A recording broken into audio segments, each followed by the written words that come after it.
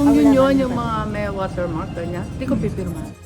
Walang balak pumirma si Senator Amy Marcos sa partial committee report ng Senate Blue Ribbon Committee. Ito ang mariing pahayag ng senadora matapos sabihin nitong nakaraan ni Committee Chairperson Senator Panfilo Ping Lacson na nangangailangan pa ang dokumento ng karagdagang pirma upang formal na maiakyat sa plenaryo.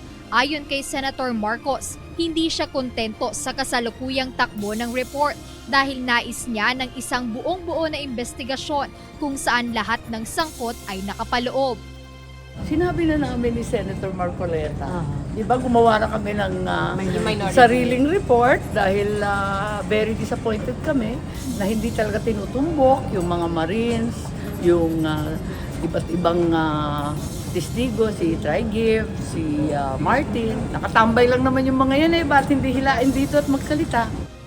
Nagpahayag din ng pagkadismaya ang senadora sa tila pagbagal o pagkawala ng usapin hinggil sa maanumalyang flood control projects na nagsimula pa noong nakaraang taon. Ang tagal ano? Kailan mo mag-umpisa to, Natapunan ba, August? ma'am? Natapunan po ba, Sen? Ah. For you, natabunan ba? Pilit na tinatabunan.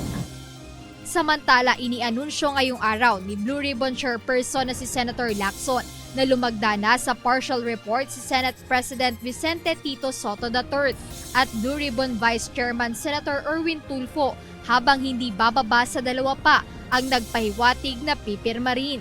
Magugunitang bago ito bukod sa kanya ay 3 pa lamang na senador. Ayon kay Senate President Pro Tempore Lacson ang nakapirma sa nasabing report. Ito ay sina Senator Risa Ontiveros, Senator Bam Aquino at Senator Francis Kiko Pangilinan.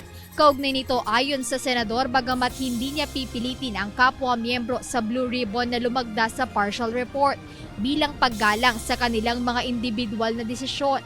Nag-alok ang Senate President na tumulong dito. Samantala muling ipinagpaliban ang nakatakda ng pagpapatuloy ng pagdinig hinggil sa flood control projects ngayong linggo. Dahil ayon kay Senator Lacson, hindi muna bubuksan ang pagdinig hanggat hindi niya naiprepresenta at na-sponsor ang partial committee report sa plenaryo. Binigyang diin niya na magiging walang saysay at labag sa tuntunin ng Senado kung magpapatuloy ang mga pagdinig nang hindi naglalabas ng committee report na maaaring pagdebatehan, amyendahan at pagtibayin sa Senado. Jedne Resina, UNTV News and Rescue. Diyos ang aming sandigan, serbisyo publiko ang aming pinahahalagahan.